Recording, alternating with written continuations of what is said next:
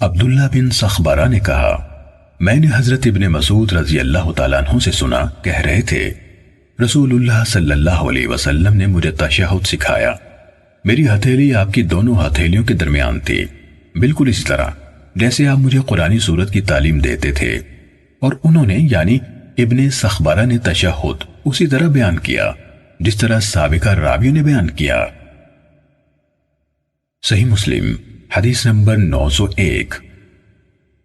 امام مسلم نے قتیبہ بن سعید اور محمد بن رمح بن مہاجر کی سندوں سے لیث سے، انہوں نے ابو زبیر سے، انہوں نے سعید بن جبیر اور طاؤس سے، اور انہوں نے حضرت ابن عباس رضی اللہ عنہما سے روایت کی، انہوں نے کہا رسول اللہ صلی اللہ علیہ وسلم ہمیں تشہد اسی طرح سکھاتے جس طرح قرآن کی کوئی سورہ سکھاتے تھے، چنانچہ آپ صلی اللہ علیہ وسلم فرماتے تھے بقا و بادشاہت، عظمت و اختیار اور کثرت خیر، ساری دعائیں اور ساری پاکیزہ چیزیں اللہ ہی کے لیے ہیں۔ آپ پر سلام ہو اے نبی، اور اللہ کی رحمت اور اس کی برکتیں ہوں ہم پر اور اللہ کے نیک بندوں پر، سلام ہو۔ میں گواہی دیتا ہوں کہ اللہ کے سوا کوئی معبود نہیں، اور میں گواہی دیتا ہوں کہ محمد صلی اللہ علیہ وسلم اللہ کے رسول ہیں۔ اور ابن رمح کی روایت یعنی السورۃ من القرآن کے بجائے کما یعلمون القرآن، یعنی جس طرح آپ قرآن سکھاتے تھے ہے۔ صحیح مسلم حدیث نمبر 902۔ عبد الرحمن بن حمید نے کہا مجھے ابو زبیر نے طاؤس کے حوالے سے حضرت ابن عباس رضی اللہ عنہما سے حدیث بیان کی، انہوں نے کہا رسول اللہ صلی اللہ علیہ وسلم ہمیں تشہد یوں سکھاتے تھے جیسے آپ ہمیں قرآن کی سورت سکھاتے تھے۔ صحیح مسلم حدیث نمبر 903۔ ابو عوانہ نے قتادہ سے، انہوں نے یونس بن جبیر سے، اور انہوں نے حتان بن عبداللہ رقاشی سے روایت کی، انہوں نے کہا میں نے حضرت ابو موسیٰ اشعری رضی اللہ تعالیٰ عنہ کے ساتھ ایک نماز پڑھی، جب وہ قیدہ یعنی نماز میں تشہد کے لیے بیٹھنے کے قریب تھے تو لوگوں میں سے ایک شخص نے کہا نماز کو نیکی اور زکوٰۃ کے ساتھ رکھا گیا ہے۔ جب ابو موسیٰ رضی اللہ عنہ نے نماز پوری کر لی تو مڑے اور کہا تم میں سے یہ بات کہنے والا کون تھا؟ تو سب لوگ مارے ہیبت کے چپ رہے۔ انہوں نے پھر کہا تم میں سے یہ بات کہنے والا کون تھا؟ تو لوگ ہیبت کے مارے پھر چپ رہے۔ تو انہوں نے کہا اے حتان، لگتا ہے تو نے یہ بات کہی۔ انہوں نے کہا میں نے یہ نہیں کہا، البتہ مجھے ڈر تھا کہ آپ اس کے سبب میری سرزنش کریں گے۔ تو لوگوں میں سے ایک آدمی نے کہا میں نے یہ بات کہی تھی اور میں نے اس سے بھلائی کے سوا اور کچھ نہ چاہا تھا۔ تو ابو موسیٰ رضی اللہ عنہ نے کہا کیا تم نہیں جانتے کہ تمہیں اپنی نماز میں کیسے کہنا چاہیے؟ رسول اللہ صلی اللہ علیہ وسلم نے ہمیں خطبہ دیا، آپ نے ہمارے لیے ہمارا طریقہ واضح کیا اور ہمیں ہماری نماز سکھائی۔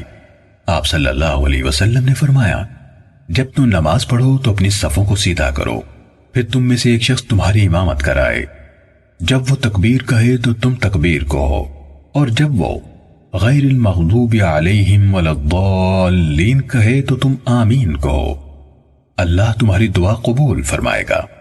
پھر جب وہ تکبیر کہے اور رکوع کرے تو تم تکبیر کہو اور رکوع کرو، امام تم سے پہلے رکوع میں جائے گا اور تم سے پہلے سر اٹھائے گا۔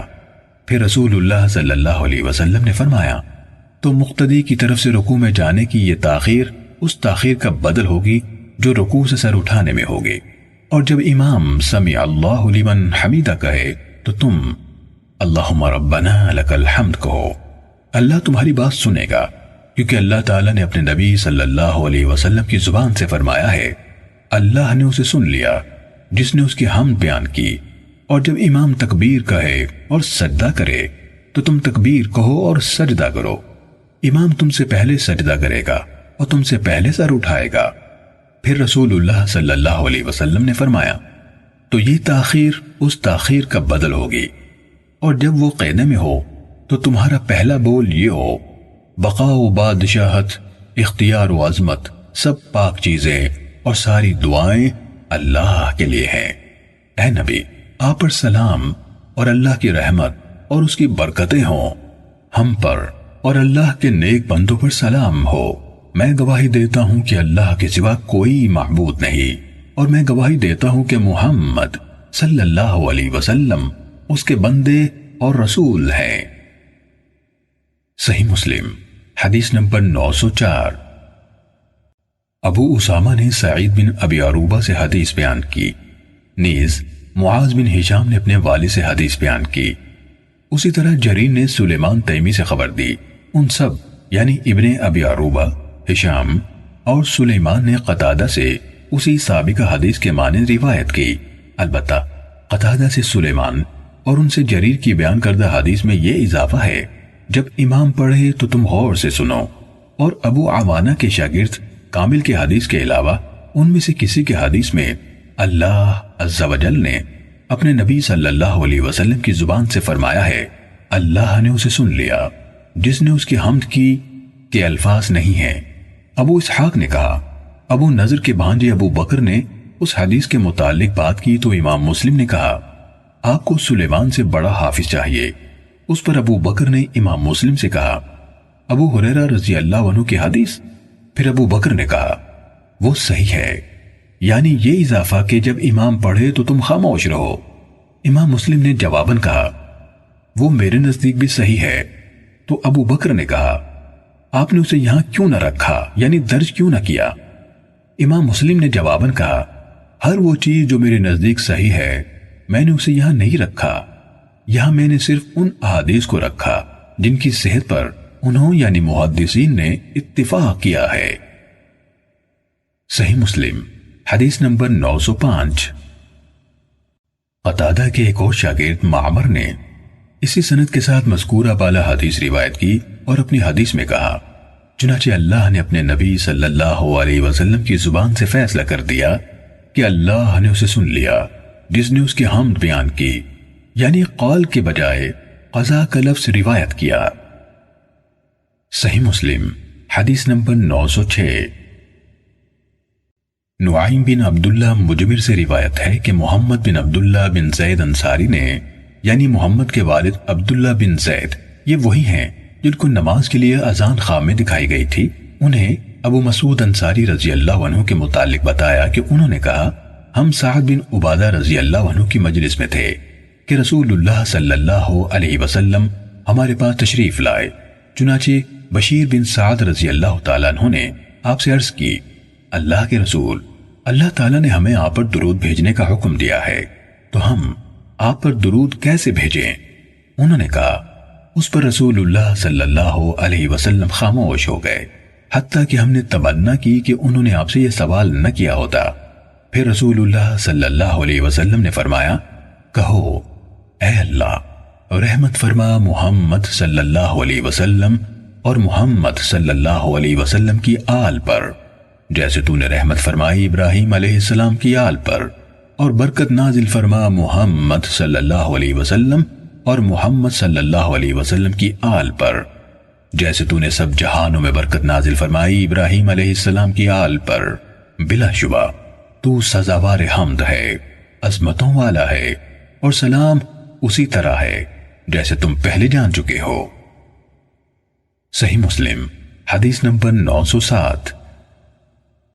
محمد بن جعفر نے کہا، ہمیں شعبہ نے حکم سے حدیث سنائی، انہوں نے کہا، میں نے ابن ابی لیلہ سے سنا، انہوں نے کہا، مجھے حضرت کعب بن عجرہ رضی اللہ عنہ ملے اور کہنے لگے، کیا میں تمہیں ایک تحفہ نہ دوں؟ رسول اللہ صلی اللہ علیہ وسلم ہماری طرف تشریف لائے تو ہم نے عرض کی، ہم تو جان چکے ہیں کہ ہم آپ پر سلام کیسے بھیجیں، یہ بتائیں ہم آپ پر صلوات کیسے بھیجیں؟ آپ صلی اللہ علیہ وسلم نے فرمایا، کہو، اے اللہ محمد اور محمد کی آل پر رحمت فرما، جیسے تو نے ابراہیم کی آل پر رحمت فرمائی، بلا شبہ تو سزاوار حمد عظمتوں والا ہے۔ اے اللہ محمد صلی اللہ علیہ وسلم پر اور محمد صلی اللہ علیہ وسلم کی آل پر برکت نازل فرما، جیسے تو نے ابراہیم علیہ السلام کی آل پر برکت نازل فرمائی، بلا شبہ تو سزاوار حمد ہے، عظمتوں والا ہے۔ صحیح مسلم حدیث نمبر 908۔ وکیع نے شعبہ اور مسعر سے اسی سند کے ساتھ حکم سے اسی کی مانند روایت کی، اور مسعر کی حدیث میں یہ جملہ نہیں ہے، کیا میں تمہیں ایک تحفہ نہ دوں؟ صحیح مسلم حدیث نمبر 909۔ اسماعیل بن زکریا نے اعمش، مسعر اور مالک بن مغول سے روایت کی اور ان سب نے حکم سے اسی سند کے ساتھ سابقہ حدیث کی مانند روایت کی، البتہ اسماعیل نے کہا وبارک علی محمد اور اس سے پہلے اللہم نہیں کہا۔ صحیح مسلم حدیث نمبر 910۔ عمر بن سلیم نے کہا مجھے حضرت ابو حمید ساعدی رضی اللہ عنہ نے بتایا کہ انہوں یعنی صحابہ نے کہا اے اللہ کے رسول ہم آپ پر صلات کیسے بھیجیں؟ آپ صلی اللہ علیہ وسلم نے فرمایا کہو اے اللہ رحمت فرما محمد صلی اللہ علیہ وسلم پر اور آپ کی ازواج اور آپ کی اولاد پر، جیسے تو نے ابراہیم علیہ السلام کی آل پر رحمت فرمائی، اور برکت نازل فرما محمد صلی اللہ علیہ وسلم پر اور آپ کی ازواج اور آپ کی اولاد پر، جیسے تو نے برکت نازل فرمائی ابراہیم علیہ السلام پر۔ بلا شبہ تو سزاوار حمد ہے، عظمتوں والا ہے۔ صحیح مسلم حدیث نمبر 911۔ حضرت ابو ہریرہ رضی اللہ عنہ سے روایت ہے کہ رسول اللہ صلی اللہ علیہ وسلم نے فرمایا جس نے مجھ پر ایک بار درود بھیجا اللہ تعالیٰ اس پر 10 بار رحمت نازل فرمائے گا۔ صحیح مسلم حدیث نمبر 912۔ سمی نے ابو صالح سے انہوں نے حضرت ابو ہریرہ رضی اللہ عنہ سے روایت کی کہ رسول اللہ صلی اللہ علیہ وسلم نے فرمایا جب امام سمع اللہ لمن حمدہ یعنی اللہ نے سن لیا جس نے اس کی تعریف کی کہے تو تم کہو اللہم ربنا لک الحمد یعنی اے اللہ ہمارے رب سب تعریف تیرے لیے ہے، کیونکہ جس کا قول فرشتوں کے قول کے موافق ہو گیا اس کے گزشتہ گناہ معاف کر دیے جائیں گے۔ صحیح مسلم حدیث نمبر 913۔ سہیل نے اپنے والد ابو صالح سے انہوں نے حضرت ابو ہریرہ رضی اللہ تعالیٰ عنہ سے اور انہوں نے نبی صلی اللہ علیہ وسلم سے مذکورہ بالا راوی سمی کی حدیث کے مانند روایت کی۔ صحیح مسلم حدیث نمبر 914۔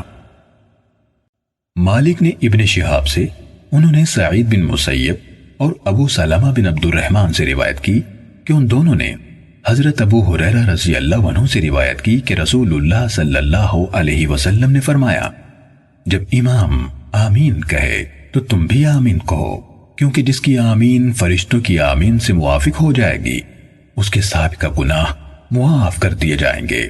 ابن شہاب نے کہا رسول اللہ صلی اللہ علیہ وسلم آمین کہتے تھے۔ صحیح مسلم حدیث نمبر 915۔ مالک کے بجائے یونس نے ابن شہاب سے انہوں نے ابن مسیب اور ابو سلمہ بن عبد الرحمن سے روایت کی کہ حضرت ابو ہریرہ رضی اللہ عنہ نے کہا میں نے رسول اللہ صلی اللہ علیہ وسلم سے سنا۔ آگے مالک کی مذکورہ بالا روایت کی طرح ہے، البتہ یونس نے ابن شہاب کا قول بیان نہیں کیا۔ صحیح مسلم حدیث نمبر 916۔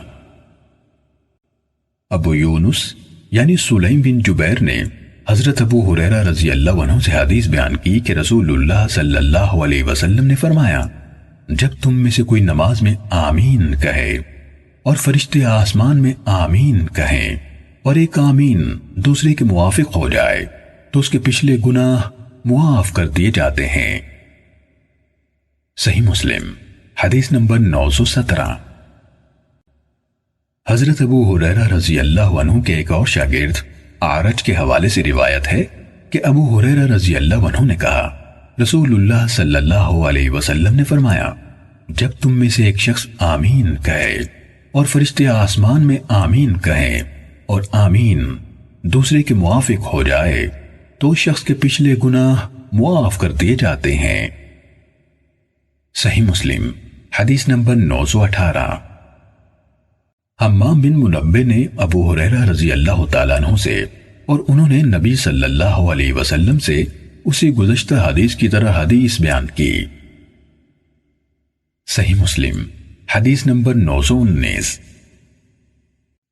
سہیل کے والد ابو صالح نے حضرت ابو ہریرہ رضی اللہ عنہ سے روایت کی کہ رسول اللہ صلی اللہ علیہ وسلم نے فرمایا، جب قاری غیر المغضوب علیہم ولا الضالین کہے اور جو اس کے پیچھے ہیں وہ بھی آمین کہے اور اس کا کہنا آسمان والوں کی کہی ہوئی آمین کے موافق ہو جائے تو اس کے پچھلے گناہ معاف کر دیے جاتے ہیں۔ صحیح مسلم حدیث نمبر 920۔ سفیان بن عیینہ نے زہری سے حدیث بیان کی، انہوں نے کہا کہ میں نے حضرت انس بن مالک رضی اللہ تعالی عنہ سے سنا، وہ کہتے تھے کہ نبی صلی اللہ علیہ وسلم گھوڑے سے گر گئے تو آپ کا دایاں پہلو چھل گیا، ہم آپ کے ہاں آپ کی عیادت کے لیے حاضر ہوئے، نماز کا وقت ہو گیا تو آپ صلی اللہ علیہ وسلم نے ہمیں بیٹھ کر نماز پڑھائی، چنانچہ ہم نے آپ کے پیچھے بیٹھ کر نماز پڑھی۔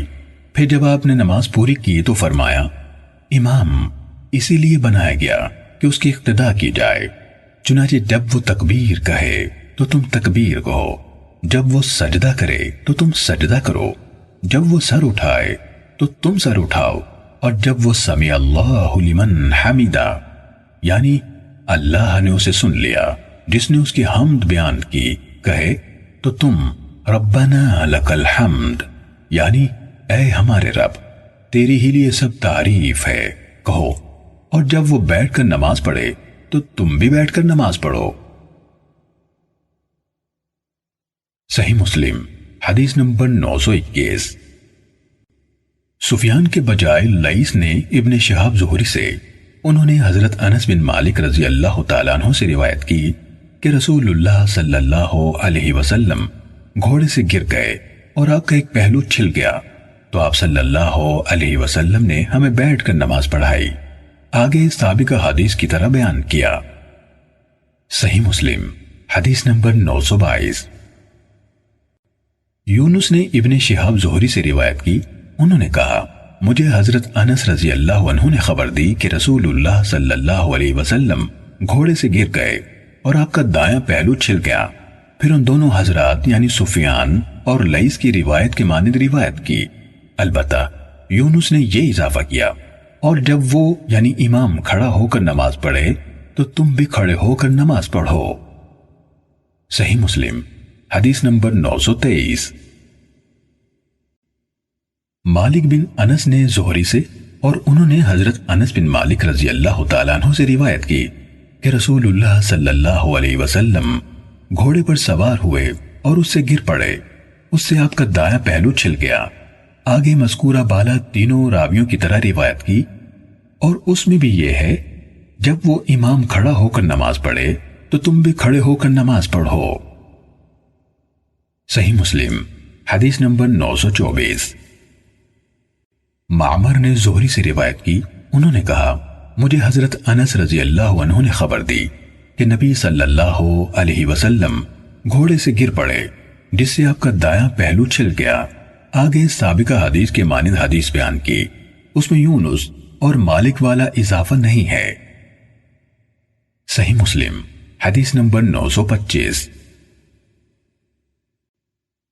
عبدہ بن سلیمان نے ہشام بن عروہ سے روایت کی، انہوں نے اپنے والد سے اور انہوں نے حضرت عائشہ رضی اللہ تعالیٰ عنہ سے روایت کی کہ رسول اللہ صلی اللہ علیہ وسلم بیمار ہو گئے، آپ کے صحابہ میں سے کچھ لوگ آپ کے پاس آپ کی بیمار پرسی کے لیے حاضر ہوئے، رسول اللہ صلی اللہ علیہ وسلم نے بیٹھ کر نماز پڑھی تو انہوں نے آپ کی اقتداء میں کھڑے ہو کر نماز پڑھنا شروع کی، آپ نے انہیں اشارہ کیا کہ بیٹھ جاؤ تو وہ بیٹھ گئے، جب آپ نماز سے فارغ ہو گئے تو آپ نے فرمایا، امام اسی لیے بنایا جاتا ہے کہ اس کی اقتداء کی جائے، جب وہ رکوع کرے تو تم رکوع کرو، اور جب وہ رکوع و سجود سے سر اٹھائے تو پھر تم بھی سر اٹھاؤ، اور جب وہ بیٹھ کر نماز پڑھے تو تم بھی بیٹھ کر نماز پڑھو۔ صحیح مسلم حدیث نمبر 926۔ حماد بن زید اور عبداللہ بن نمیر نے ہشام بن عروہ سے باقی ماندہ سابقہ سند کے ساتھ اسی کے مانند روایت بیان کی۔ صحیح مسلم حدیث نمبر 927۔ لیث نے ابو زبیر سے اور انہوں نے حضرت جابر رضی اللہ تعالیٰ عنہ سے روایت کی کہ رسول اللہ صلی اللہ علیہ وسلم بیمار پڑ گئے اور ہم نے آپ کی اقتداء میں نماز پڑھی جبکہ آپ بیٹھے ہوئے تھے، اور ابو بکر رضی اللہ تعالیٰ عنہ آپ کی تکبیر لوگوں کو سنا رہے تھے۔ آپ نے ہماری طرف توجہ فرمائی اور ہمیں کھڑے ہوئے دیکھا تو آپ نے ہمیں اشارہ فرمایا، جس پر ہم بیٹھ گئے اور ہم نے آپ کی اقتداء میں بیٹھ کر نماز پڑھی۔ جب آپ نے سلام پھیرا تو فرمایا، تم ابھی وہ کام کرنے لگے تھے جو فارسی اور رومی کرتے ہیں، وہ اپنے بادشاہوں کے سامنے کھڑے ہوتے ہیں حالانکہ وہ یعنی بادشاہ بیٹھے ہوتے ہیں۔ ایسا نہ کیا کرو، اپنے ائمہ کی اقتداء کرو۔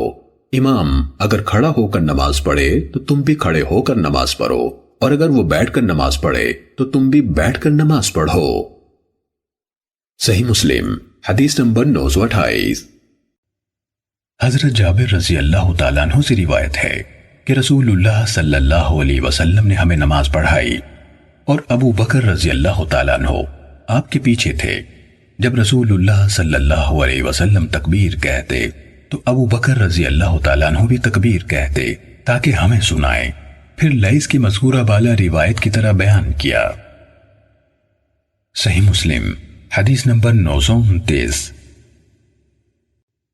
اعرج نے حضرت ابو ہریرہ رضی اللہ عنہ سے روایت کی کہ رسول اللہ صلی اللہ علیہ وسلم نے فرمایا، امام اقتدائی کے لیے بنایا گیا ہے، اس لیے اس کی مخالفت نہ کرو، چنانچہ جب وہ تکبیر کہے تو تم تکبیر کہو، اور جب وہ رکوع کرے تو تم رکوع کرو، اور جب وہ سمیع اللہ لمن حمیدہ کہے تو تم اللہم ربنا لک الحمد کہو، اور جب وہ سجدہ کرے تو تم سجدہ کرو، اور جب وہ بیٹھ کر نماز پڑھے تو تم بھی بیٹھ کر نماز پڑھو۔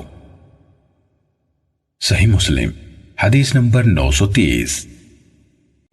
حمام بن منبہ نے حضرت ابو ہریرہ رضی اللہ عنہ سے اور انہوں نے نبی اکرم صلی اللہ علیہ وسلم سے اسی سابقہ حدیث کے مانند روایت بیان کی۔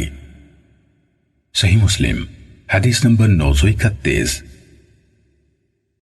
اعمش نے ابو صالح سے اور انہوں نے حضرت ابو ہریرہ رضی اللہ تعالیٰ عنہ سے روایت کی، انہوں نے کہا رسول اللہ صلی اللہ علیہ وسلم ہمیں تعلیم دیتے تھے، فرماتے تھے امام سے آگے نہ بڑھو، جب وہ تکبیر کہے تو تم تکبیر کہو، جب وہ وَلَضَّالِّينَ کہے تو تم آمین کہو، اور جب وہ رکوع کرے تو تم رکوع کرو، اور جب وہ سمیع اللہ لمن حمیدہ کہے تو تم اللہم ربنا لک الحمد کہو۔ صحیح مسلم حدیث نمبر 932۔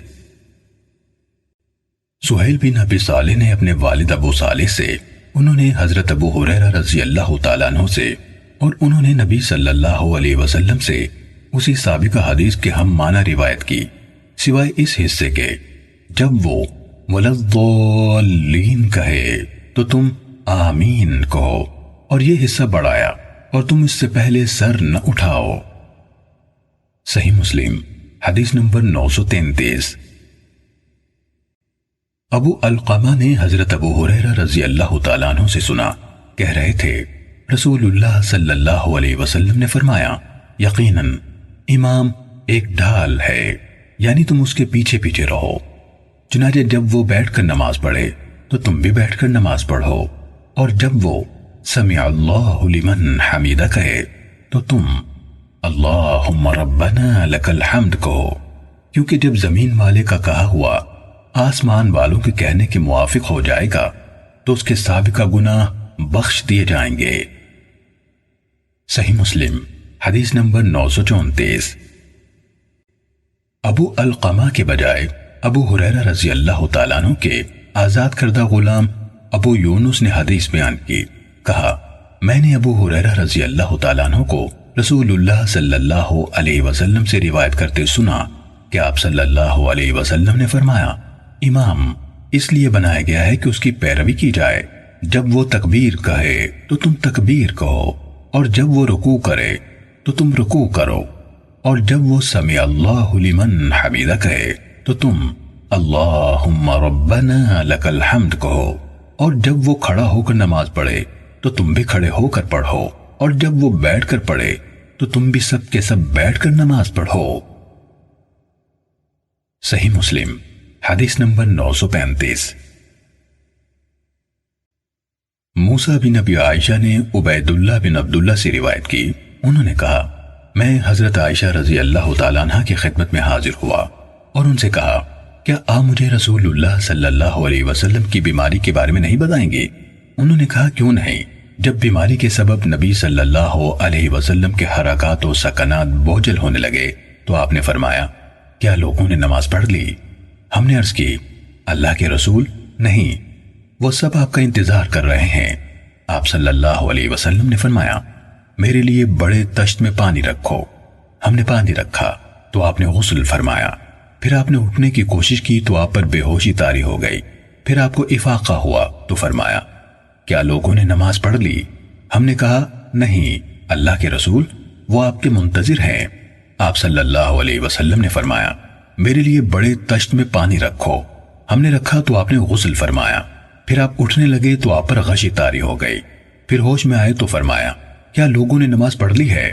ہم نے کہا نہیں اللہ کے رسول، وہ آپ کا انتظار کر رہے ہیں۔ آپ نے فرمایا میرے لیے بڑے تشت میں پانی رکھو۔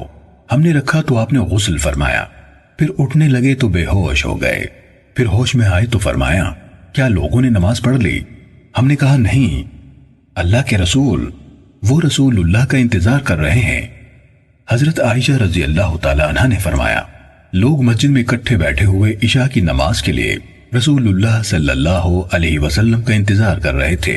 حضرت عائشہ رضی اللہ تعالی عنہ نے فرمایا پھر رسول اللہ صلی اللہ علیہ وسلم نے ابو بکر رضی اللہ تعالیٰ عنہ کی طرف پیغام بھیجا کہ وہ لوگوں کو نماز پڑھائے۔ پیغام لانے والا ان کے پاس آیا اور بولا رسول اللہ صلی اللہ علیہ وسلم آپ کو حکم دے رہے ہیں کہ آپ لوگوں کو نماز پڑھائیں۔ ابو بکر رضی اللہ تعالیٰ عنہ نے کہا اور وہ بہت نرم دل انسان تھے، عمر آپ لوگوں کو نماز پڑھائیں۔ عمر رضی اللہ تعالیٰ عنہ نے کہا آپ ہی اس کے زیادہ حقدار ہیں۔ حضرت عائشہ رضی اللہ تعالیٰ عنہ نے فرمایا ان دنوں ابو بکر رضی اللہ تعالیٰ عنہ نے لوگوں کو نماز پڑھائی۔ پھر یہ ہوا کہ رسول اللہ صلی اللہ علیہ وسلم نے کچھ تخفیف محسوس فرمائی تو دو مردوں کا سہارا لے کر، جن میں سے ایک عباس رضی اللہ عنہ تھے، نماز ظہر کے لیے نکلے۔ اس وقت ابو بکر رضی اللہ عنہ لوگوں کو نماز پڑھا رہے تھے۔ جب ابو بکر رضی اللہ عنہ نے آپ کو دیکھا تو پیچھے ہٹنے لگے۔ اس پر نبی صلی اللہ علیہ وسلم نے انہیں اشارہ کیا کہ پیچھے نہ ہٹیں، اور آپ نے ان دونوں سے فرمایا مجھے ان کے پہلو میں بٹھا دو۔ ان دونوں نے آپ کو ابو بکر رضی اللہ عنہ کے پہلو میں بٹھا دیا۔ ابو بکر رضی اللہ عنہ کھڑے ہو کر نبی صلی اللہ علیہ وسلم کی اقتداء میں نماز پڑھ رہے تھے، اور لوگ ابو بکر رضی اللہ عنہ کی نماز کی اقتداء کر رہے تھے، اور نبی صلی اللہ علیہ وسلم بیٹھے ہوئے تھے۔ حضرت عائشہ رضی اللہ تعالیٰ عنہ سے روایت کرنے والے راوی عبیداللہ نے کہا پھر میں حضرت عبداللہ بن عباس رضی اللہ عنہما کی خدمت میں حاضر ہوا اور ان سے عرض کی کیا میں آپ کے سامنے وہ حدیث پیش نہ کروں جو حضرت عائشہ رضی اللہ تعالیٰ عنہ نے مجھے نبی صلی اللہ علیہ وسلم کی بیماری کے بارے میں بیان کی ہے؟ انہوں نے کہا لاؤ، تو میں نے ان کے سامنے عائشہ رضی اللہ تعالیٰ عنہ کی حدیث پیش کی۔ انہوں نے اس میں سے کسی بات کا انکار نہ کیا، ہاں اتنا کہا کیا حضرت عائشہ رضی اللہ تعالیٰ عنہ نے تمہیں اس آدمی کا نام بتایا جو عباس رضی اللہ عنہ کے ساتھ تھے؟ میں نے کہا نہیں۔ انہوں نے کہا وہ حضرت علی رضی اللہ تعالیٰ عنہ تھے۔ صحیح مسلم حدیث نمبر 936۔ معمر نے بیان کیا کہ زہری نے کہا مجھے عبیداللہ بن عبداللہ بن عتبہ نے خبر دی کہ حضرت عائشہ رضی اللہ تعالیٰ عنہ نے اسے خبر دی کہ رسول اللہ صلی اللہ علیہ وسلم کی بیماری کا آغاز میمونہ رضی اللہ عنہا کے گھر سے ہوا۔ آپ نے اپنی بیویوں سے اجازت مانگی کہ آپ کی تیمارداری میرے گھر میں کی جائے۔ انہوں نے اجازت دے دی۔ عائشہ رضی اللہ عنہا نے فرمایا آپ اس طرح نکلے کہ آپ کا ایک ہاتھ فضل بن عباس رضی اللہ عنہما کے کندھے پر اور دوسرا ہاتھ ایک دوسرے آدمی پر تھا، اور نقاہت کی وجہ سے آپ اپنے پاؤں سے زمین پر لکیر بناتے جا رہے تھے۔ عبیداللہ نے بیان کیا کہ میں نے یہ حدیث ابن عباس رضی اللہ عنہما کو سنائی تو انہوں نے کہا کیا تم جانتے ہو وہ آدمی جس کا حضرت عائشہ رضی اللہ عنہا نے نام نہیں لیا کون تھے؟ وہ علی رضی اللہ عنہ تھے۔ صحیح مسلم حدیث نمبر 937۔ عقیل بن خالد نے کہا ابن شہاب زہری نے کہا مجھے عبیداللہ بن عبداللہ بن عتبہ بن مسعود نے خبر دی کہ رسول اللہ صلی اللہ علیہ وسلم کی زوجہ حضرت عائشہ رضی اللہ عنہا نے کہا، جب رسول اللہ صلی اللہ علیہ وسلم کی بیماری شدت اختیار کر گئی اور آپ کی تکلیف میں اضافہ ہو گیا تو آپ نے اپنی بیویوں سے اجازت طلب کی کہ ان کی تیمارداری میرے گھر میں ہو۔ انہوں نے اجازت دے دی۔ پھر آپ دو آدمیوں کے درمیان ان کا سہارا لے کر نکلے۔ آپ کے دونوں پاؤں زمین پر لکیر بناتے جا رہے تھے اور آپ صلی اللہ علیہ وسلم عباس بن عبد المطلب رضی اللہ عنہ اور ایک دوسرے آدمی کے درمیان تھے۔ حدیث کے راوی عبید اللہ نے کہا، عائشہ رضی اللہ تعالیٰ عنہ نے جو کچھ کہا تھا میں نے اس کا تذکرہ عبداللہ بن عباس رضی اللہ عنہما سے کیا تو انہوں نے مجھ سے کہا، کیا تم جانتے ہو وہ آدمی کون تھا جس کا حضرت عائشہ رضی اللہ عنہ نے نام نہیں لیا؟ انہوں نے کہا، میں نے کہا نہیں۔ حضرت ابن عباس رضی اللہ عنہما نے کہا، وہ حضرت علی بن ابی طالب رضی اللہ تعالی عنہ تھے۔ صحیح مسلم حدیث نمبر 938۔ عبید اللہ بن عبداللہ بن عتبہ بن مسعود نے خبر دی کہ نبی صلی اللہ علیہ وسلم کی زوجہ حضرت عائشہ رضی اللہ عنہا نے کہا کہ میں نے حضرت ابو بکر رضی اللہ عنہ کو امام بنانے کے اس معاملے میں رسول اللہ صلی اللہ علیہ وسلم سے بار بار بات کی۔ میں نے اتنی بار آپ صلی اللہ علیہ وسلم سے صرف اس لیے رجوع کیا کہ میرے دل میں یہ بات بیٹھتی نہ تھی کہ لوگ آپ کے بعد کبھی اس شخص سے محبت کریں گے جو آپ کا قائم مقام ہوگا، اور اس کے برعکس میرا خیال یہ تھا کہ آپ کی جگہ پر جو شخص بھی کھڑا ہوگا لوگ اسے برا یعنی برے شگون کا حامل سمجھیں گے۔ اس لیے میں چاہتی تھی کہ رسول اللہ صلی اللہ علیہ وسلم امامت کی ذمہ داری ابو بکر رضی اللہ تعالیٰ عنہ سے ہٹا دیں۔ صحیح مسلم حدیث نمبر 939۔ عبید اللہ بن عبداللہ کے بجائے حمزہ بن عبداللہ بن عمر نے حضرت عائشہ رضی اللہ تعالیٰ عنہ سے روایت کی۔ انہوں نے کہا کہ جب رسول اللہ صلی اللہ علیہ وسلم بیماری کے دوران میں میرے گھر تشریف لے آئے تو آپ صلی اللہ علیہ وسلم نے فرمایا، ابو بکر رضی اللہ عنہ کو حکم پہنچاؤ کہ وہ لوگوں کو نماز پڑھائیں۔ وہ کہتی ہیں، میں نے عرض کی، اے اللہ کے رسول، ابو بکر رضی اللہ تعالیٰ عنہ نرم دل انسان ہے، جب وہ قرآن پڑھیں گے تو اپنے آنسوؤں پر قابو نہیں رکھ سکیں گے، لہٰذا اگر آپ ابو بکر رضی اللہ عنہ کے بجائے کسی اور کو حکم دیں تو بہتر ہوگا۔ عائشہ رضی اللہ تعالیٰ عنہ فرماتی ہیں، اللہ کی قسم میرے دل میں اس چیز کو ناپسند کرنے کی اس کے علاوہ اور کوئی بات نہ تھی کہ جو شخص سب سے پہلے آپ کی جگہ کھڑا ہوگا لوگ اسے برا سمجھیں گے۔ اس لیے میں نے 2 یا 3 دفعہ اپنی بات دہرائی تو آپ صلی اللہ علیہ وسلم نے فرمایا، ابو بکر ہی لوگوں کو نماز پڑھائیں۔ بلا شبہ تم یوسف علیہ السلام کے ساتھ معاملہ کرنے والی عورتیں ہی ہو۔ صحیح مسلم حدیث نمبر 940۔ ابو معاویہ اور وکیع نے اعمش سے، انہوں نے ابراہیم سے، انہوں نے اسود سے اور انہوں نے حضرت عائشہ رضی اللہ تعالیٰ عنہ سے روایت کی کہ جب رسول اللہ صلی اللہ علیہ وسلم کی بیماری شدت اختیار کر گئی تو بلال رضی اللہ عنہ آپ کو نماز کی اطلاع دینے کے لیے حاضر ہوئے۔ آپ صلی اللہ علیہ وسلم نے فرمایا، ابو بکر سے کہو وہ نماز پڑھائیں۔ عائشہ رضی اللہ عنہ کہتی ہیں، میں نے عرض کی، اے اللہ کے رسول، ابو بکر جلد غمزدہ ہو جانے والے انسان ہیں اور وہ جب آپ کی جگہ کھڑے ہوں گے تو لوگوں کو قرات بھی نہیں سنا سکیں گے، لہٰذا اگر آپ عمر رضی اللہ عنہ کو حکم دے دیں تو بہتر ہوگا۔ آپ صلی اللہ علیہ وسلم نے پھر فرمایا، ابو بکر سے کہو کہ وہ لوگوں کو نماز پڑھائیں۔ میں نے حفصہ رضی اللہ عنہ سے کہا، تم نبی اکرم صلی اللہ علیہ وسلم سے کہو کہ ابو بکر جلد غمزدہ ہونے والے انسان ہیں، جب وہ آپ کی جگہ پر کھڑے ہوں گے تو لوگوں کو قرات نہ سنا سکیں گے۔ چنانچہ اگر آپ عمر رضی اللہ عنہ کو حکم دیں تو بہتر ہوگا۔ حضرت حفصہ رضی اللہ عنہ نے آپ سے کہہ دیا تو آپ صلی اللہ علیہ وسلم نے فرمایا، تم یوسف علیہ السلام کے ساتھ معاملہ کرنے والی عورتوں ہی کی طرح ہو۔ ابو بکر سے کہو کہ وہ لوگوں کو نماز پڑھائیں۔ عائشہ رضی اللہ عنہ فرماتی ہیں، لوگوں نے ابو بکر رضی اللہ عنہ کو حکم پہنچا دیا تو انہوں نے لوگوں کو نماز پڑھائی۔ جب ابو بکر رضی اللہ تعالیٰ عنہ نے نماز شروع کر دی تو رسول اللہ صلی اللہ علیہ وسلم نے طبیعت میں قدر تخفیف محسوس کی۔ آپ اٹھے، 2 آدمی آپ کو سہارا دیے ہوئے تھے اور آپ کے پاؤں زمین پر لکیر کھینچتے جا رہے تھے۔ وہ فرماتی ہیں، جب آپ مسجد میں داخل ہوئے تو ابو بکر رضی اللہ تعالیٰ عنہ نے آپ کی آہٹ سن لی۔ وہ پیچھے ہٹنے لگے تو رسول اللہ صلی اللہ علیہ وسلم نے انہیں اشارہ کیا کہ اپنی جگہ کھڑے رہو۔ پھر رسول اللہ صلی اللہ علیہ وسلم آگے بڑھے اور ابو بکر رضی اللہ عنہ کی بائیں جانب بیٹھ گئے۔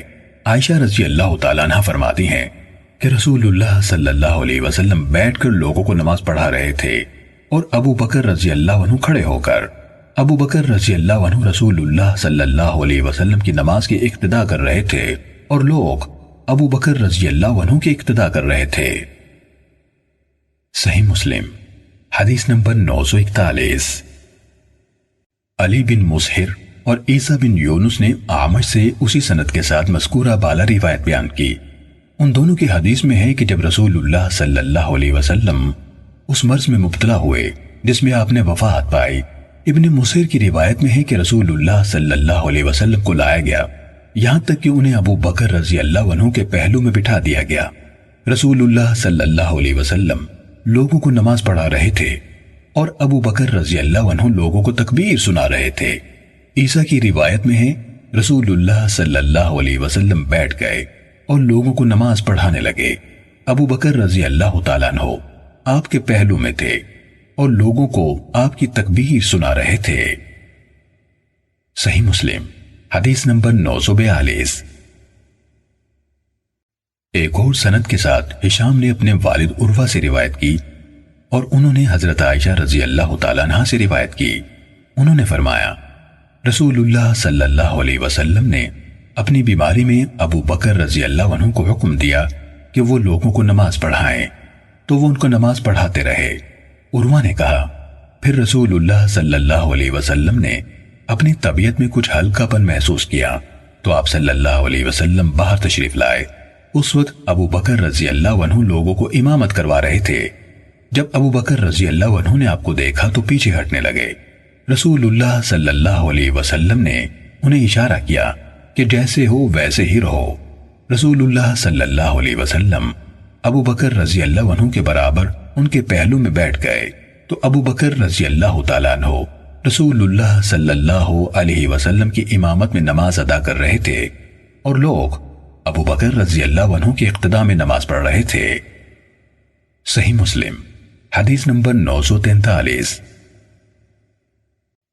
صالح نے ابن شہاب سے روایت کی، انہوں نے کہا حضرت انس بن مالک رضی اللہ عنہ نے مجھے خبر دی کہ رسول اللہ صلی اللہ علیہ وسلم کی بیماری کے دوران جس میں آپ صلی اللہ علیہ وسلم نے وفات پائی، ابو بکر رضی اللہ عنہ لوگوں کو نماز پڑھاتے تھے، حتیٰ کہ جب سوموار کا دن آیا اور صحابہ کرام رضی اللہ عنہم نماز میں صف بستہ تھے تو رسول اللہ صلی اللہ علیہ وسلم نے حجرے کا پردہ اٹھایا اور ہماری طرف دیکھا۔ اس وقت آپ صلی اللہ علیہ وسلم کھڑے ہوئے تھے، ایسا لگتا تھا کہ آپ کا رخ انور مصحف کا ایک ورق ہے۔ پھر آپ صلی اللہ علیہ وسلم نے ہنستے ہوئے تبسم فرمایا۔ انس رضی اللہ تعالیٰ عنہ کہتے ہیں کہ ہم نماز ہی میں اس خوشی کے سبب جو رسول اللہ صلی اللہ علیہ وسلم کے باہر آنے سے ہوئی تھی مبہوت ہو کر رہ گئے۔ ابو بکر رضی اللہ تعالیٰ عنہ الٹے پاؤں لوٹے تاکہ صف میں مل جائیں۔ انہوں نے سمجھا کہ نبی صلی اللہ علیہ وسلم نماز کے لیے باہر تشریف لا رہے ہیں۔ نبی صلی اللہ علیہ وسلم نے اپنے ہاتھ سے اشارہ فرمایا کہ اپنی نماز مکمل کرو۔ پھر آپ صلی اللہ علیہ وسلم واپس حجرے میں داخل ہو گئے اور پردہ لٹکا دیا۔ اسی دن رسول اللہ صلی اللہ علیہ وسلم وفات پا گئے۔ صحیح مسلم حدیث نمبر 944۔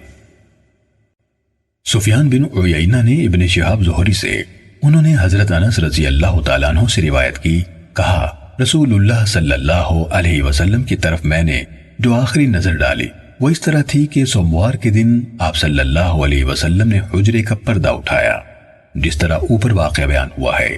امام مسلم فرماتے ہیں صالح کی حدیث کامل اور سیر حاصل ہے۔ صحیح مسلم حدیث نمبر 945۔ معمر نے زہری کے حوالے سے خبر دی، انہوں نے کہا مجھے حضرت انس رضی اللہ تعالیٰ عنہ نے خبر دی کہ جب سوموار کا دن آیا اوپر والے دونوں راویوں کے مطابق۔ صحیح مسلم حدیث نمبر 946۔ عبدالعزیز نے حضرت انس رضی اللہ تعالیٰ عنہ سے حدیث بیان کی کہ نبی صلی اللہ علیہ وسلم بیماری کے ایام میں 3 دن ہماری طرف تشریف نہ لائے۔ انہیں دنوں میں سے ایک دن نماز کھڑی کی گئی اور ابو بکر رضی اللہ عنہ آگے بڑھنے لگے تو نبی صلی اللہ علیہ وسلم کمرے کے پردے کی طرف بڑھے اور اسے اٹھا دیا۔ جب ہمارے سامنے نبی صلی اللہ علیہ وسلم کا رخ انور کھلا تو ہم نے کبھی ایسا منظر نہ دیکھا تھا جو ہمارے لیے نبی صلی اللہ علیہ وسلم کے چہرے مبارک کے نظارے سے جو ہمارے سامنے تھا زیادہ حسین اور پسندیدہ ہو۔ وہ کہتے ہیں پھر آپ صلی اللہ علیہ وسلم نے ابو بکر رضی اللہ عنہ کو ہاتھ سے اشارہ کیا کہ وہ آگے بڑھے اور آپ نے پردہ گرا دیا، پھر آپ وفات تک ایسا نہ کر سکے۔ صحیح مسلم حدیث نمبر 947۔ حضرت ابو موسیٰ رضی اللہ تعالیٰ عنہ سے روایت ہے، انہوں نے کہا کہ رسول اللہ صلی اللہ علیہ وسلم بیمار ہو گئے اور آپ کی بیماری نے شدت اختیار کی تو آپ صلی اللہ علیہ وسلم نے فرمایا ابو بکر رضی اللہ عنہ سے کہو کہ وہ لوگوں کو نماز پڑھائیں۔ اس پر عائشہ رضی اللہ تعالیٰ عنہ نے عرض کی وہ نرم دل آدمی ہیں، جب آپ کی جگہ کھڑے ہوں گے تو لوگوں کو نماز نہ پڑھا سکیں گے۔ آپ صلی اللہ علیہ وسلم نے فرمایا اے عائشہ ابو بکر سے کہو کہ وہ لوگوں کو نماز پڑھائیں، تم تو یوسف علیہ السلام کے ساتھ معاملہ کرنے والیوں کی طرح ہو۔ انہوں یعنی ابو موسیٰ رضی اللہ عنہ نے کہا اس طرح ابو بکر رضی اللہ تعالیٰ عنہ رسول اللہ صلی اللہ علیہ وسلم کی زندگی میں لوگوں کو نماز پڑھانے لگے۔ صحیح مسلم حدیث نمبر 948۔ امام مالک نے ابو حازم سے اور انہوں نے حضرت سہل بن سعد ساعدی رضی اللہ عنہ سے روایت کی کہ رسول اللہ صلی اللہ علیہ وسلم بنو عامر بن عوف کے ہاں ان کے درمیان صلح کرانے کے لیے تشریف لے گئے۔ اس دوران میں نماز کا وقت ہو گیا تو مؤذن ابو بکر رضی اللہ عنہ کے پاس آیا اور کہا کیا آپ لوگوں کو نماز پڑھائیں گے تاکہ میں تکبیر کہوں؟ ابو بکر رضی اللہ عنہ نے کہا ہاں۔ انہوں یعنی سہل بن سعد رضی اللہ عنہ نے کہا اس طرح ابو بکر رضی اللہ عنہ نے نماز شروع کر دی۔ اتنے میں رسول اللہ صلی اللہ علیہ وسلم تشریف لے آئے جبکہ لوگ نماز میں تھے۔ آپ بچ کر گزرتے ہوئے پہلی صف میں پہنچ کر کھڑے ہو گئے۔ اس پر لوگوں نے ہاتھوں کو ہاتھوں پر مار کر آواز کرنی شروع کر دی۔ ابو بکر رضی اللہ عنہ اپنی نماز میں کسی اور طرف توجہ نہیں دیتے تھے۔ جب لوگوں نے مسلسل ہاتھوں سے آواز کی تو وہ متوجہ ہوئے اور رسول اللہ صلی اللہ علیہ وسلم کو دیکھا تو رسول اللہ صلی اللہ علیہ وسلم نے انہیں اشارہ کیا کہ اپنی جگہ کھڑے رہیں۔ اس پر ابو بکر رضی اللہ عنہ نے اپنے دونوں ہاتھ اٹھائے اور اللہ کا شکر ادا کیا کہ رسول اللہ صلی اللہ علیہ وسلم نے ان کو اس بات کا حکم دیا۔ پھر اس کے بعد ابو بکر رضی اللہ عنہ پیچھے ہٹ کر صف میں صحیح طرح کھڑے ہو گئے اور رسول اللہ صلی اللہ علیہ وسلم آگے بڑھے اور آپ نے نماز پڑھائی۔ جب آپ صلی اللہ علیہ وسلم فارغ ہوئے تو فرمایا اے ابو بکر جب میں نے تمہیں حکم دیا تو اپنی جگہ ٹکے رہنے سے تمہیں کس چیز نے روک دیا؟ ابو بکر رضی اللہ عنہ نے کہا ابو قحافہ کے بیٹے کے لیے زیبہ نہ تھا کہ وہ رسول اللہ صلی اللہ علیہ وسلم کے آگے کھڑے ہو کر جماعت کرائے۔ پھر رسول اللہ صلی اللہ علیہ وسلم نے صحابہ کرام رضی اللہ عنہم کی طرف متوجہ ہو کر فرمایا کیا ہوا؟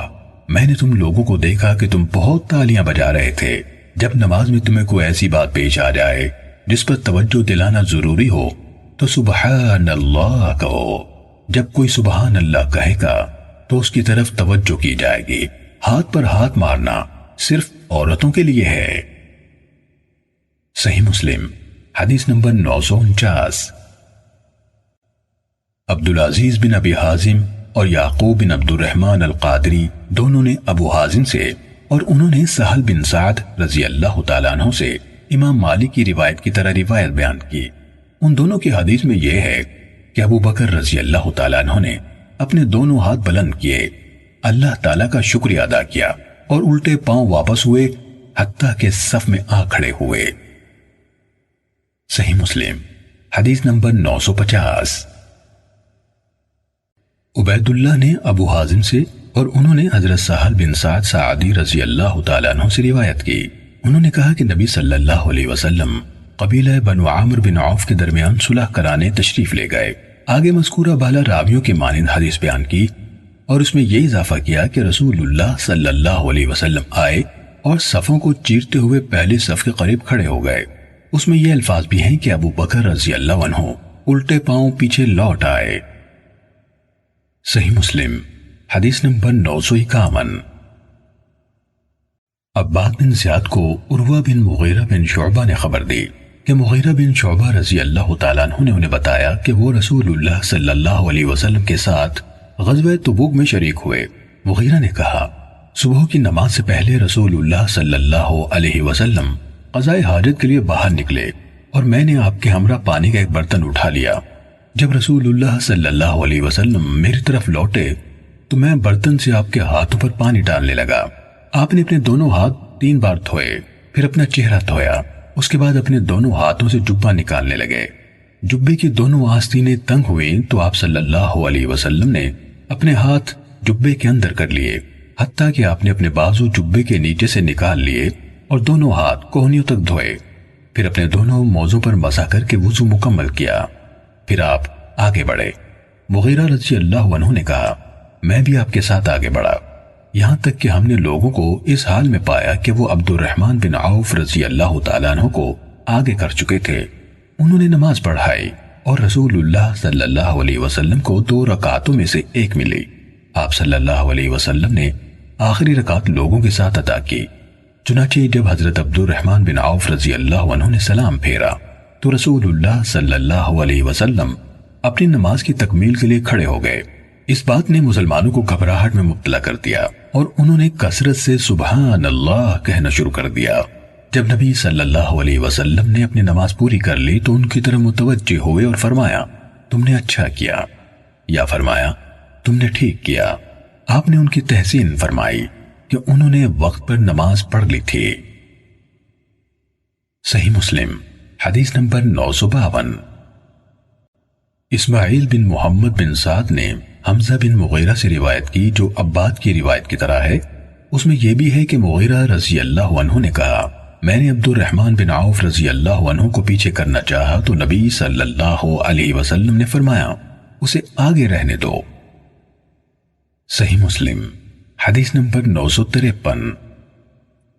ابو بکر بن ابی شیبہ، عمر ناقد اور زہیر بن حرب نے کہا، ہمیں سفیان بن عیینہ نے زہری سے حدیث سنائی، انہوں نے ابو سلمہ سے، انہوں نے حضرت ابو ہریرہ رضی اللہ عنہ سے، اور انہوں نے نبی صلی اللہ علیہ وسلم سے روایت کی۔ نیز ہارون بن معروف اور حرملہ بن یحییٰ نے کہا، ہمیں ابن وہب نے بتایا، انہوں نے کہا مجھے یونس نے ابن شہاب کے حوالے سے خبر دی کہ انہوں نے حضرت ابو ہریرہ رضی اللہ عنہ سے سنا، وہ کہہ رہے تھے رسول اللہ صلی اللہ علیہ وسلم نے فرمایا، امام کو متنبہ کرنے کا طریقہ مردوں کے لیے تسبیح یعنی سبحان اللہ کہنا ہے اور عورتوں کے لیے ہاتھ پر ہاتھ مارنا ہے۔ حرملہ نے اپنی روایت میں یہ اضافہ کیا کہ ابن شہاب نے کہا، میں نے علم والے لوگوں کو دیکھا، وہ تسبیح کہتے تھے اور اشارہ کرتے تھے۔ صحیح مسلم حدیث نمبر 954۔ ابو صالح نے حضرت ابو ہریرہ رضی اللہ عنہ سے روایت کی اور انہوں نے نبی صلی اللہ علیہ وسلم سے اسی سابقہ روایت کے مانند روایت بیان کی۔ صحیح مسلم حدیث نمبر 955۔ حمام نے حضرت ابو ہریرہ رضی اللہ عنہ سے اور انہوں نے نبی صلی اللہ علیہ وسلم سے اسی مذکورہ بالا حدیث کے مانند روایت بیان کی اور اس میں اضافہ کیا نماز میں متنبہ کرنے کے لیے۔ صحیح مسلم حدیث نمبر 956۔ سعید کے والد ابو سعید مقبوری نے حضرت ابو ہریرہ رضی اللہ عنہ سے روایت کی، کہا ایک دن رسول اللہ صلی اللہ علیہ وسلم نے ہمیں نماز پڑھائی، پھر سلام پھیرا اور فرمایا، اے فلاں تم اپنی نماز اچھی طرح نہیں پڑھ سکتے؟ کیا نمازی نماز پڑھتے وقت یہ نہیں دیکھتا یعنی غور کرتا کہ وہ نماز کیسے پڑھتا ہے؟ وہ اپنے ہی لیے نماز پڑھتا ہے یعنی کسی دوسرے کے لیے نہیں۔ اللہ کی قسم میں اپنے پیچھے بھی اسی طرح دیکھتا ہوں جس طرح سامنے دیکھتا ہوں۔ صحیح مسلم حدیث نمبر 957۔ اعرج نے حضرت ابو ہریرہ رضی اللہ عنہ سے روایت کی کہ رسول اللہ صلی اللہ علیہ وسلم نے فرمایا، کیا تم سمجھتے ہو کہ میرا رخ ادھر یعنی سامنے ہی ہے؟ اللہ کی قسم مجھ پر نہ تمہارا رکوع مخفی ہے اور نہ تمہارا سجدہ، یقیناً میں تمہیں اپنے پیچھے بھی دیکھتا ہوں۔ صحیح مسلم حدیث نمبر 958۔ شعبہ نے کہا میں نے قتادہ سے سنا، وہ حضرت انس بن مالک رضی اللہ عنہ سے روایت کر رہے تھے کہ نبی صلی اللہ علیہ وسلم نے فرمایا، رکوع اور سجدہ پوری طرح کیا کرو، اللہ کی قسم میں تمہیں اپنے پیچھے بھی دیکھتا ہوں۔ بلکہ غالباً آپ صلی اللہ علیہ وسلم نے اس طرح فرمایا، جب تم رکوع اور سجدہ کرتے ہو تو میں تمہیں اپنی پیٹھ پیچھے بھی دیکھتا ہوں۔ صحیح مسلم حدیث نمبر 959۔ قتادہ سے شعبہ کی بجائے دستوائی والے ہشام اور سعید نے اپنی اپنی سند کے ساتھ حضرت انس رضی اللہ عنہ سے روایت کی کہ نبی اکرم صلی اللہ علیہ وسلم نے فرمایا، رکوع اور سجدے کو مکمل کرو، اللہ کی قسم جب بھی تم رکوع کرتے ہو اور جب بھی تم سجدہ کرتے ہو تو میں اپنی پیٹھ پیچھے تمہیں دیکھتا ہوں۔ اور سعید کی روایت میں اذا ما رکعتم و اذا ما سجدتم کے بجائے اذا رکعتم وسجدتم، یعنی جب تم رکوع اور سجدہ کرتے ہو کے الفاظ ہیں۔ یعنی سعید کی روایت میں اذا کے بعد دونوں جگہ ما کا لفظ نہیں ہے۔ صحیح مسلم حدیث نمبر 960۔ علی بن موسر نے مختار بن فلفل سے اور انہوں نے حضرت انس بن مالک رضی اللہ تعالیٰ عنہ سے روایت کی، انہوں نے کہا ایک دن رسول اللہ صلی اللہ علیہ وسلم نے ہمیں نماز پڑھائی اور نماز سے فراغت کے بعد ہماری طرف رخ کیا اور فرمایا، لوگو میں تمہارا امام ہوں، تم مجھ سے سبقت نہ کیا کرو، نہ رکوع میں، نہ سجود میں، نہ قیام میں اور نہ سلام پھیرنے میں، کیونکہ میں تمہیں اپنے سامنے اور اپنے پیچھے دیکھتا ہوں۔ پھر آپ صلی اللہ علیہ وسلم نے فرمایا، اس ذات کی قسم جس کے ہاتھ میں محمد صلی اللہ علیہ وسلم کی جان ہے، اگر تم ان تمام چیزوں کو دیکھو جو میں نے دیکھی تو تم کم ہنسو اور زیادہ روو۔ صحابہ کرام رضی اللہ عنہم نے عرض کی، اے اللہ کے رسول آپ نے کیا دیکھا ہے؟ آپ صلی اللہ علیہ وسلم نے فرمایا، میں نے جنت اور دوزخ کو دیکھا ہے۔ صحیح مسلم حدیث نمبر 961۔ علی بن مسہر کے بجائے جریر اور ابن فضیل دونوں نے اپنی اپنی سند سے مختار بن فلفل سے روایت کی، انہوں نے حضرت انس رضی اللہ تعالیٰ عنہ سے روایت کی اور انہوں نے نبی صلی اللہ علیہ وسلم سے مذکورہ بالا روایت بیان کی۔ جریر کی حدیث میں نہ سلام پھیرنے میں کے الفاظ نہیں۔ صحیح مسلم حدیث نمبر 962۔ حماد بن زید نے محمد بن زیاد سے حدیث بیان کی، انہوں نے کہا ہمیں حضرت ابو ہریرہ رضی اللہ تعالیٰ عنہ نے حدیث سنائی کہ محمد صلی اللہ علیہ وسلم نے فرمایا، جو شخص امام سے پہلے رکوع و سجود سے سر اٹھاتا ہے کیا وہ اس بات سے نہیں ڈرتا کہ اللہ تعالیٰ اس کے سر کو گدھے کے سر جیسا بنا دے؟ صحیح مسلم حدیث نمبر 963۔ یونس نے محمد بن زیاد سے اور انہوں نے حضرت ابو ہریرہ رضی اللہ عنہ سے روایت کی کہ رسول اللہ صلی اللہ علیہ وسلم نے فرمایا، جو شخص اپنی نماز میں امام سے پہلے سر اٹھاتا ہے وہ اس بات سے محفوظ نہیں کہ اللہ تعالیٰ اس کی صورت گدھے کی صورت میں بدل دے۔ صحیح مسلم حدیث نمبر 964۔ ربیع بن مسلم، شعبہ اور حماد بن سلمہ سب نے مختلف سندوں سے محمد بن زیاد سے اور انہوں نے حضرت ابو ہریرہ رضی اللہ عنہ سے روایت کی اور انہوں نے یہی روایت نبی صلی اللہ علیہ وسلم سے بیان کی، یعنی ان راویوں میں سے ربیع بن مسلم کی حدیث میں اس کی صورت بدل دے کے بجائے اور اللہ اس کا چہرہ گدھے کا چہرہ بنا دے کے الفاظ ہیں۔ صحیح مسلم حدیث نمبر 965۔ حضرت جابر بن سمورہ رضی اللہ عنہ سے روایت ہے کہ رسول اللہ صلی اللہ علیہ وسلم نے فرمایا، جو لوگ نماز میں اپنی نظریں آسمان کی طرف اٹھاتے ہیں وہ ہر صورت اپنی اس حرکت سے باز آ جائیں، ورنہ ہو سکتا ہے کہ ان کی نظر ان کی طرف نہ لوٹے، یعنی سلب کر لی جائے۔ صحیح مسلم حدیث نمبر 966۔ حضرت ابو ہریرہ رضی اللہ تعالیٰ عنہ سے روایت ہے کہ رسول اللہ صلی اللہ علیہ وسلم نے فرمایا، لوگ نماز میں دعا کے وقت اپنی نظریں آسمان کی طرف بلند کرنے سے لازماً باز آ جائیں، یا پھر ایسا ہو سکتا ہے کہ ان کی نظریں اچک لی جائیں۔ صحیح مسلم حدیث نمبر 967۔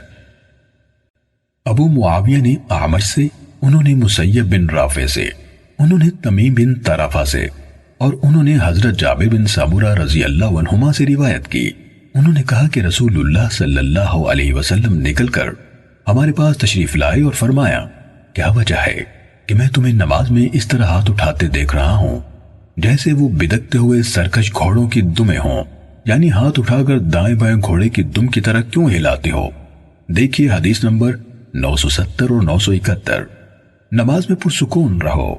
انہوں نے کہا پھر آپ صلی اللہ علیہ وسلم ایک اور موقع پر تشریف لائے اور ہمیں مختلف حلقوں میں بیٹھے دیکھا تو فرمایا، کیا وجہ ہے کہ تمہیں ٹولیوں میں بٹا ہوا دیکھ رہا ہوں؟ پھر ایک اور موقع پر تشریف لائے تو فرمایا، تم اس طرح صف بندی کیوں نہیں کرتے جس طرح بارگاہ الہی میں فرشتے صف بستہ ہوتے ہیں؟ ہم نے پوچھا، اے اللہ کے رسول، فرشتے اللہ تعالیٰ کی بارگاہ میں کس طرح صف بندی کرتے ہیں؟ آپ صلی اللہ علیہ وسلم نے فرمایا، وہ پہلی صفوں کو مکمل کرتے ہیں اور صف میں ایک دوسرے کے ساتھ جڑ کر کھڑے ہوتے ہیں۔ صحیح مسلم حدیث نمبر 968۔ وکیع اور عیسیٰ بن یونس نے اپنی اپنی سند سے روایت کرتے ہوئے کہا، ہمیں اعمش نے اسی سند کے ساتھ مذکورہ بالا حدیث بیان کی۔ صحیح مسلم حدیث نمبر 969۔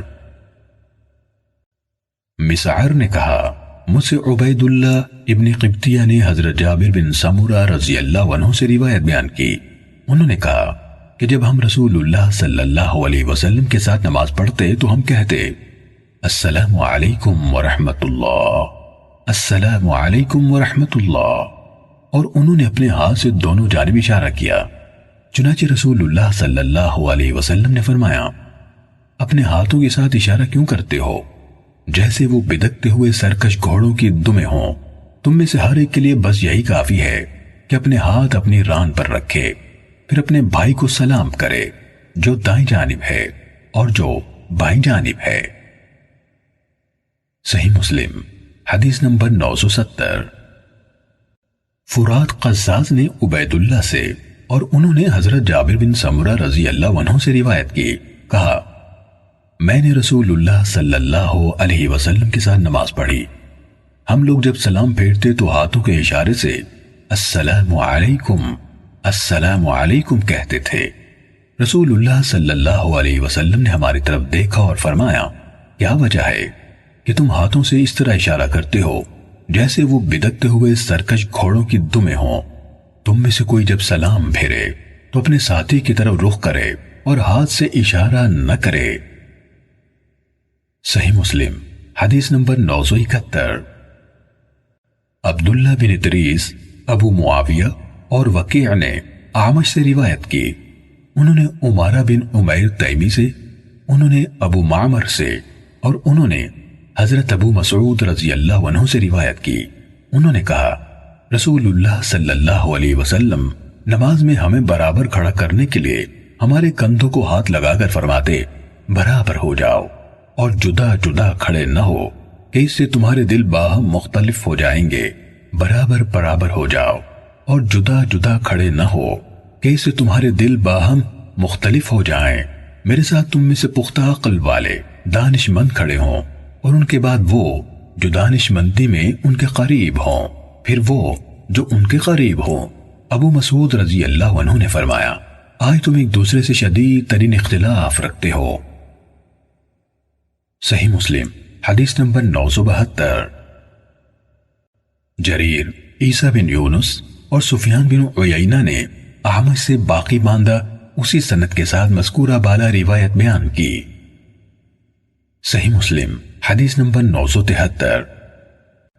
حضرت عبداللہ بن مسعود رضی اللہ عنہ سے روایت ہے، کہا، رسول اللہ صلی اللہ علیہ وسلم نے فرمایا، میرے ساتھ تم میں سے پختہ عقل والے اور دانش مند کھڑے ہوں، پھر وہ جو اس میں ان کے قریب ہوں، پھر وہ جو ان کے قریب ہوں، پھر وہ جو ان کے قریب ہوں، 3 بار فرمایا، اور تم بازاروں کے گڑمٹ گروہ بننے سے بچو۔ صحیح مسلم حدیث نمبر 974۔ قتادہ نے حضرت انس بن مالک رضی اللہ عنہ سے حدیث بیان کی۔ انہوں نے کہا رسول اللہ صلی اللہ علیہ وسلم نے فرمایا اپنی صفوں کو برابر کیا کرو کیونکہ صفوں کا برابر کرنا نماز کی تکمیل کا حصہ ہے۔ صحیح مسلم حدیث نمبر 975۔ عبدالعزیز نے جو صہیب کے بیٹے ہیں حضرت انس رضی اللہ عنہ سے روایت کی، انہوں نے کہا رسول اللہ صلی اللہ علیہ وسلم نے فرمایا صفیں پوری کرو، میں اپنی پیٹھ پیچھے تمہیں دیکھتا ہوں۔ صحیح مسلم حدیث نمبر 976۔ حمام بن منبہ نے کہا یہ ہے جو ہمیں حضرت ابو ہریرہ رضی اللہ تعالیٰ عنہ نے رسول اللہ صلی اللہ علیہ وسلم سے بیان کیا۔ پھر انہوں نے ان میں سے متعدد احادیث بیان کی اور کہا نماز میں صف سیدھی رکھو کیونکہ صف کو سیدھا رکھنا نماز کے حسن یعنی ادائیگی کا حصہ ہے۔ صحیح مسلم حدیث نمبر 977۔ سالم بن ابی جعد غطفانی نے کہا میں نے حضرت نعمان بن بشیر رضی اللہ عنہ سے سنا، انہوں نے کہا میں نے رسول اللہ صلی اللہ علیہ وسلم سے سنا آپ فرما رہے تھے تم ہر صورت اپنی صفوں کو برابر رکھو ورنہ اللہ تعالیٰ لازماً تمہارے رخ ایک دوسرے کی مخالف سمتوں میں کر دے گا۔ صحیح مسلم حدیث نمبر 978۔ ابو خیثمہ نے سماک بن حرب سے روایت کی، انہوں نے کہا میں نے حضرت نعمان بن بشیر رضی اللہ عنہما سے سنا، وہ کہتے تھے رسول اللہ صلی اللہ علیہ وسلم ہماری صفوں کو اس قدر سیدھا اور برابر کراتے تھے گویا آپ ان کے ذریعے سے تیروں کو سیدھا کر رہے ہیں، حتیٰ کہ جب آپ کو یقین ہو گیا کہ ہم نے آپ سے اس بات کو اچھی طرح سمجھ لیا ہے تو اس کے بعد ایک دن آپ صلی اللہ علیہ وسلم گھر سے نکل کر تشریف لائے اور نماز پڑھانے کی جگہ کھڑے ہو گئے اور قریب تھا کہ آپ تکبیر کہیں اور نماز شروع فرما دیں کہ آپ نے ایک آدمی کو دیکھا، اس کا سینہ صف سے کچھ آگے نکلا ہوا تھا۔ آپ صلی اللہ علیہ وسلم نے فرمایا اللہ کے بندو تم لازمی طور پر اپنی صفوں کو سیدھا کرو ورنہ اللہ تمہارے رخ ایک دوسرے کے خلاف موڑ دے گا۔ صحیح مسلم حدیث نمبر 979۔ ابو احوص اور ابو عوانہ نے اپنی اپنی سند کے ساتھ سماک سے مذکورہ بالا روایت کے ہم معنی روایت بیان کی۔ صحیح مسلم حدیث نمبر 980۔ حضرت ابو ہریرہ رضی اللہ تعالیٰ عنہ سے روایت ہے کہ رسول اللہ صلی اللہ علیہ وسلم نے فرمایا اگر لوگ جان لے کے اذان کہنے اور پہلی صف کا حصہ بننے میں کیا خیر و برکت ہے تو وہ اس کے لیے قرآن اندازی بھی کریں، اور اگر وہ جان لیں کہ ظہر کی نماز جلدی ادا کرنے میں کتنا اجر و ثواب ملتا ہے تو اس کے لیے ایک دوسرے سے سبقت لے جانے کی کوشش کریں گے، اور اگر انہیں معلوم ہو جائے کہ عشاء اور صبح کی نمازوں میں کتنا ثواب ہے تو ان دونوں نمازوں میں ہر صورت پہنچیں چاہے گھسٹ گھسٹ کر آنا پڑے۔ صحیح مسلم حدیث نمبر 981۔ ابو اشہب نے ابو نضرہ عبدی سے اور انہوں نے حضرت ابو سعید خدری رضی اللہ عنہ سے روایت کی کہ رسول اللہ صلی اللہ علیہ وسلم نے اپنے ساتھیوں کو صف بندی میں پیچھے رہتے دیکھا تو ان سے کہا آگے بڑھو اور براہ راست میری اقتداء کرو، اور جو لوگ تمہارے بعد ہوں وہ تمہاری اقتداء کریں۔ کچھ لوگ مسلسل پیچھے رہتے جائیں گے حتیٰ کہ اللہ تعالیٰ ان کو پیچھے کر دے گا۔ صحیح مسلم حدیث نمبر 982۔ جوریری نے ابو نضرہ سے اور انہوں نے حضرت ابو سعید خدری رضی اللہ تعالیٰ عنہ سے روایت کی، کہا رسول اللہ صلی اللہ علیہ وسلم نے کچھ لوگوں کو مسجد کے پچھلے حصے میں دیکھا، آگے اسی طرح روایت بیان کی۔ صحیح مسلم حدیث نمبر 983۔ ابراہیم بن دینار اور محمد بن حرب واسطی نے کہا ہمیں ابو قطن عمر بن حیثم نے حدیث سنائی، کہا ہمیں شعبہ نے قتادہ سے حدیث سنائی، انہوں نے خلاص سے، انہوں نے ابو رافع سے، اور انہوں نے حضرت ابو ہریرہ رضی اللہ عنہ سے، انہوں نے نبی صلی اللہ علیہ وسلم سے روایت کی۔ آپ صلی اللہ علیہ وسلم نے فرمایا اگر تم جان لو یا لوگ جان لیں کہ اگلی صف میں کیا فضیلت ہے تو اس پر قرہ اندازی ہو۔ ابن حرب نے فی الصف المقدمی لکانت قرعہ کے بجائے فی الصف الاول ما کانت الا قرعہ، یعنی پہلی صف میں کیا ہے تو قرے کے سوا کچھ نہ ہو کہا۔ صحیح مسلم حدیث نمبر 984۔ جریر نے سہیل سے، انہوں نے اپنے والد سے، انہوں نے حضرت ابو ہریرہ رضی اللہ تعالیٰ عنہ سے روایت کی، انہوں نے کہا رسول اللہ صلی اللہ علیہ وسلم نے فرمایا مردوں کی بہترین صف پہلی اور بدترین صف آخری ہے، جبکہ عورتوں کی بہترین صف آخری اور بدترین صف پہلی ہے۔ صحیح مسلم حدیث نمبر 985۔ عبدالعزیز یعنی درا وردی نے سہیل سے اسی سند کے ساتھ یہی روایت بیان کی ہے۔ صحیح مسلم حدیث نمبر 986۔ حضرت سہل بن سعد رضی اللہ تعالیٰ عنہ سے روایت ہے، انہوں نے کہا میں نے مردوں کو دیکھا کہ چادریں تنگ ہونے کی وجہ سے وہ بچوں کی طرح اپنی چادریں گردنوں میں باندھے ہوئے نبی صلی اللہ علیہ وسلم کے پیچھے نماز پڑھ رہے تھے۔ اس پر کسی کہنے والے نے کہا اے عورتوں کی جماعت، تم اس وقت تک اپنے سروں کو سجدے سے نہ اٹھانا جب تک مرد سر نہ اٹھا لیں، یعنی خدا نخواستہ کسی مرد کے سطر کا کوئی حصہ کھلا ہوا نہ ہو۔ یہ بات آپ صلی اللہ علیہ وسلم کی موجودگی میں کہی گئی اور آپ صلی اللہ علیہ وسلم نے کہنے والے کو نہ ٹوکا۔ صحیح مسلم حدیث نمبر 987۔ سفیان بن عیینہ نے زہری سے حدیث بیان کی، انہوں نے سالم سے سنا، وہ اپنے والد سے روایت بیان کر رہے تھے اور وہ اس کی سند میں رسول اللہ صلی اللہ علیہ وسلم تک پہنچتے تھے کہ آپ صلی اللہ علیہ وسلم نے فرمایا جب تم میں سے کسی سے اس کی بیوی مسجد جانے کی اجازت مانگے تو وہ اسے نہ روکے۔ صحیح مسلم حدیث نمبر 988۔ یونس نے ابن شہاب زہری سے روایت کی، کہا مجھے سالم بن عبداللہ نے خبر دی کہ حضرت عبداللہ بن عمر رضی اللہ عنہما نے کہا میں نے رسول اللہ صلی اللہ علیہ وسلم سے سنا، آپ صلی اللہ علیہ وسلم فرما رہے تھے اپنی عورتوں کو جب وہ تم سے مسجدوں میں جانے کی اجازت طلب کریں تو انہیں وہاں جانے سے نہ روکو۔ سالم نے کہا تو ابن عمر رضی اللہ عنہما کے دوسرے بیٹے بلال بن عبداللہ نے کہا اللہ کی قسم ہم تو ان کو ضرور روکیں گے۔ اس پر حضرت عبداللہ رضی اللہ عنہ نے اس کی طرف رخ کیا اور اس کو سخت برا بھلا کہا، میں نے انہیں کبھی کسی کو اتنا برا بھلا کہتے نہیں سنا، اور کہا میں تمہیں رسول اللہ صلی اللہ علیہ وسلم کا فرمان بتا رہا ہوں اور تم کہتے ہو اللہ کی قسم ہم انہیں ضرور روکیں گے۔ صحیح مسلم حدیث نمبر 989۔ نافع نے حضرت ابن عمر رضی اللہ عنہما سے روایت کی کہ رسول اللہ صلی اللہ علیہ وسلم نے فرمایا اللہ کی باندیوں کو اللہ کی مساجد سے نہ روکو۔ صحیح مسلم حدیث نمبر 990۔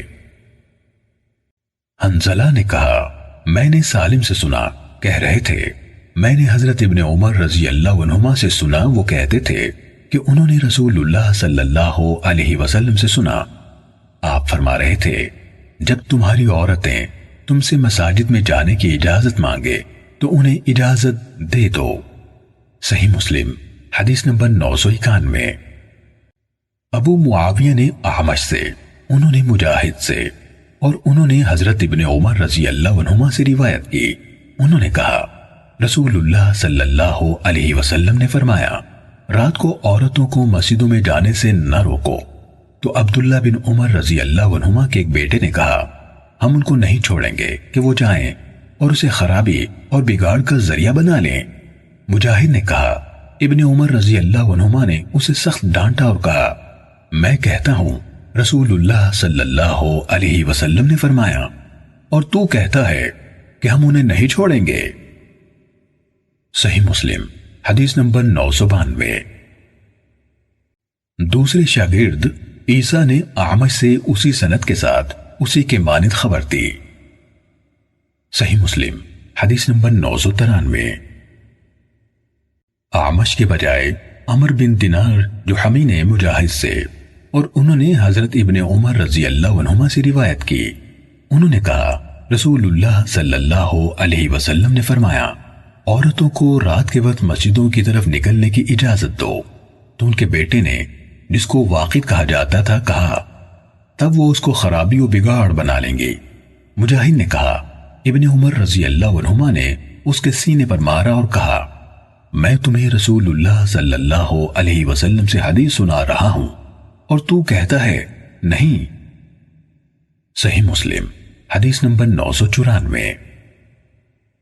خود بلال بن عبداللہ بن عمر نے اپنے والد حضرت ابن عمر رضی اللہ عنہما سے روایت کی، انہوں نے کہا کہ رسول اللہ صلی اللہ علیہ وسلم نے فرمایا عورتوں کو جب وہ تم سے اجازت طلب کریں تو مسجدوں میں جو ان کے حصے ہیں ان کے حصول سے انہیں نہ روکو۔ بلال نے کہا اللہ کی قسم ہم ان کو ضرور روکیں گے۔ عبداللہ بن عمر رضی اللہ عنہما نے اس سے کہا میں کہہ رہا ہوں رسول اللہ صلی اللہ علیہ وسلم نے فرمایا اور تو کہتا ہے ہم انہیں ضرور روکیں گے۔ صحیح مسلم حدیث نمبر 995۔ مخرمہ نے اپنے والد بکیر سے، انہوں نے بسر بن سعید سے روایت کی کہ حضرت زینب ثقفیہ رضی اللہ عنہا رسول اللہ صلی اللہ علیہ وسلم سے یہ حدیث بیان کرتی تھیں۔ آپ صلی اللہ علیہ وسلم نے فرمایا جب تم عورتوں میں سے کوئی عشاء کی نماز میں شامل ہو تو وہ اس رات خوشبو نہ لگائے۔ صحیح مسلم حدیث نمبر 996۔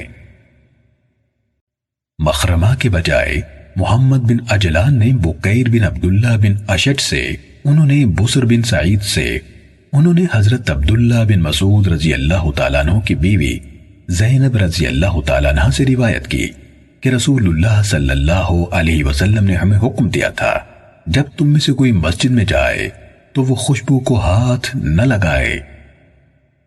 صحیح مسلم حدیث نمبر 997۔ حضرت ابو ہریرہ رضی اللہ عنہ سے روایت ہے، انہوں نے کہا کہ رسول اللہ صلی اللہ علیہ وسلم نے فرمایا جس عورت کو بخور خوشبودار دھواں لگ جائے وہ ہمارے ساتھ عشاء کی نماز میں حاضر نہ ہو۔ صحیح مسلم حدیث نمبر 998۔ سلیمان بن بلال نے یحییٰ بن سعید سے اور انہوں نے عمرہ بنت عبد الرحمن سے روایت کی کہ انہوں نے نبی صلی اللہ علیہ وسلم کی زوجہ حضرت عائشہ رضی اللہ تعالیٰ عنہ سے سنا، وہ فرماتی تھی کہ عورتوں نے بناؤ سنگھار کے جو نئے انداز نکال لیے ہیں اگر رسول اللہ صلی اللہ علیہ وسلم دیکھ لیتے تو انہیں مسجد میں آنے سے روک دیتے، جس طرح بنی اسرائیل کی عورتوں کو روک دیا گیا تھا۔ میں نے عمرہ سے پوچھا کیا بنی اسرائیل کی عورتوں کو مسجد میں آنے سے روک دیا گیا تھا؟ انہوں نے کہا ہاں۔ صحیح مسلم حدیث نمبر 999۔